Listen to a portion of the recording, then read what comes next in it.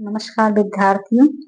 आज हम अलंकारों के विषय में पढ़ेंगे कि अलंकार क्या होते हैं। अलंकार का मतलब होता है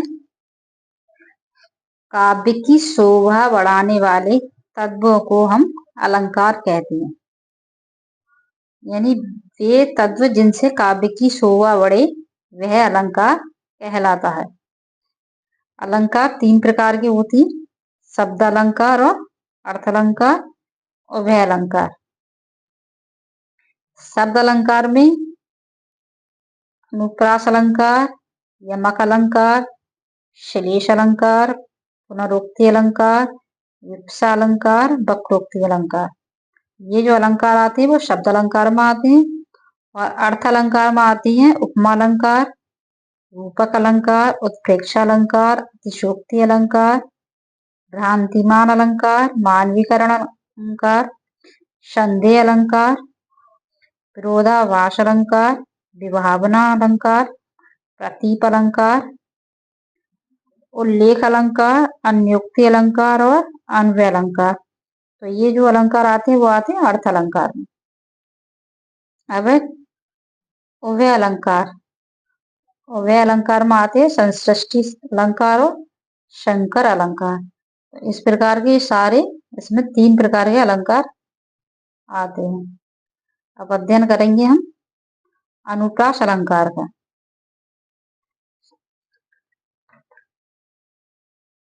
अनुप्रास अलंकार, अनुप्रास अलंकार क्या होता है कि जहां व्यंजन वर्णों की, मतलब कि जिस वाक्य में व्यंजन वर्णों की आवृत्ति होती है वहां अनुप्रास अलंकार होता है। अनुप्रास अलंकार के भेद, तो अनुप्रास अलंकार के 5 भेद होते हैं। नंबर 1, 6 का अनुप्रास। 6 का अनुप्रास क्या होता है? जहां एक या अनेक वर्णों की आवृत्ति, यानी कि एक वर्ण या अनेक वर्ण केवल एक बार आता है वहां 6 का अनुप्रास होता है। यानी कोई भी वर्ण जब एक बार आए तो वहां 6 का अनुप्रास होगा। जैसे कि राधा के बर बेन सुनि चीनी चकित सुभाई, दाख दुखी मिश्री मुई सुधा रही सकुचाई। तो जब जो भी वर्ण हैं वो एक से अधिक बार नहीं आ रहे हैं, बस एक बार आ रहे हैं। इसलिए ये जो उदाहरण है वो है 6 का अनुप्रास का। अब वृत्त अनुप्रास। वृत्त अनुप्रास क्या होता है? जहां एक अथवा अनेक वर्णों की 2 या 2 से अधिक बार आवृत्ति होती है वहां वृत्त अनुप्रास होता है। जैसे चारू चंद्र की चंचल किरणें खेल रही हैं जल थल में। तो इस उदाहरण में क्या है कि एक वर्ण जो है या एक से अधिक वर्ण या 2 से अधिक वर्ण क्या हो रहे हैं, बार बार आ रहा है। जैसे कि हमारे चा है तो ये चा हूं तो चा आ गया, चंद्र चा आ गया, चंचल चा आ गया। तो ये क्या हो रहा है, एक से अधिक बार ये आवृत्ति हो रही है, एक से अधिक बार आ रही है। इसलिए यहाँ पे जो है जो उदाहरण है वो है वृत्त अनुप्रास का उदाहरण। अब श्रुत्य अनुप्रास, तीसरे नंबर पर श्रुत्य अनुप्रास है। ये क्या होता है? जहां कंठ तालु, कंठ मान कंठ, तालु मान तालु आदि एक स्थान से बोले जाने वाले, यानी ऐसे वर्ण जो हमारे कंठ और तालु से बोले जाते हैं।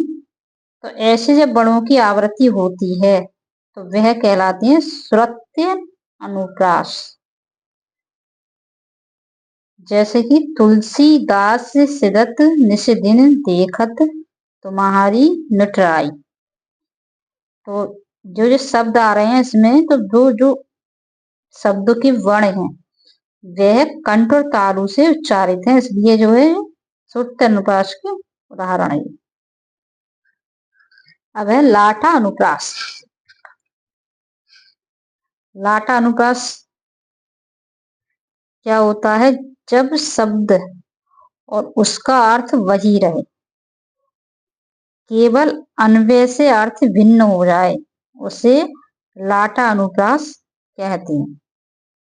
यानी शब्द वही रहेंगे और अर्थ भी वही रहेंगे, लेकिन अन्वय के कारण क्या होगा, उसमें अर्थ में बदलाव आ जाएगा। जैसे कि तीरथ व्रत साधन कहा जो निस दिन हरिगान, तीरथ व्रत साधन कहा बिन निस दिन हरिगान।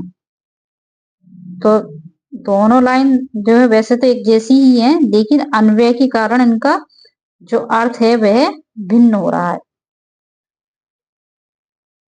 अब अंत्य अनुप्रास। अनंत्य अनुप्रास का होता है जहां चरण या पद के अंत में, यानी कि 4 चरण हो या 6 चरण हो, तो उसके अंत में या पद के अंत में स्वर या व्यंजन की समानता होती है, वहां अनंत्य अनुप्रास होता है। यानी चरण के अंत में जब कोई शब्द समान हो तो वहां जो होगा वो होगा अनंत्य अनुप्रास। जैसे गुरुपद रज मृदु मंजुल अंजन, नयन अमीय दृ दोष विभंजन। तो जो अंत के जो स्वर हैं या फिर अंत के जो व्यंजन हैं, तो ये जो व्यंजन है क्या हो रहे हैं, ये आपस में समान हो रहे हैं, और इसलिए समानता के कारण यहाँ जो है वो है अनंत्य अनुप्रास। तो इस तरह से ये समझ में आ गया होगा कि जो अनुप्रास अलंकार है, बेशक इसका जो परिभाषा है वो ये है कि जहां व्यंजन बड़ों की बार बार आवृत्ति होती है वहां अनुप्रास अलंकार होता है। लेकिन अगर जहाँ कोई व्यंजन वर्ण एक बार भी आ रहा है तो वहां भी अनुप्रास अलंकार हो सकता है, ऐसा नहीं है कि वह अनुप्रास अलंकार ना हो। तो इस प्रकार ये जो है अनुप्रास अलंकार का हो गया। धन्यवाद।